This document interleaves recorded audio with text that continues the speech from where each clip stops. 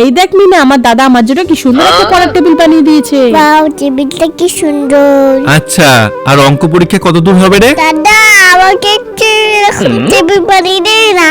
আরে আমি এখন বন্ধুর কাছ থেকে পরীক্ষার সিলেবাস জানছি, আমার হাতে এখন সময় নেই। না, আমাকে দিতে হবে। তোর তুই বানিয়ে দিলে আজকে থেকে তুই দাদা নয়। আচ্ছা ঠিক আছে, আমি তোকে বানিয়ে দিচ্ছি। বন্ধুরা, যতক্ষণ আমি বোনের জন্য টেবিলটা বানাচ্ছি ততক্ষণ তোমরা মায়ের জন্য তো সবাই ভিডিওতে লাইক করে, কিন্তু বাবার জন্য আজ কতজন ভিডিওতে লাইক সাবস্ক্রাইব করে সেটাই দেখতে চাই। আর বাবার জন্য কমেন্টে হার্ট দিয়ে যাও। বোন দেখ, তোর জন্য আমি টেবিলটা বানিয়ে দিয়েছি। ওয়াও, কি সুন্দর টেবিলটা। ইস, টেবিলটা কি বাজে হয়েছে। হ্যাঁ ঠিক বলেছিস। এর থেকে আমাদের টেবিলটা অনেক ভালো। এবার দেখ কেমন লাগছে। হ্যাঁ আরে বাহ, কি সুন্দর এটা।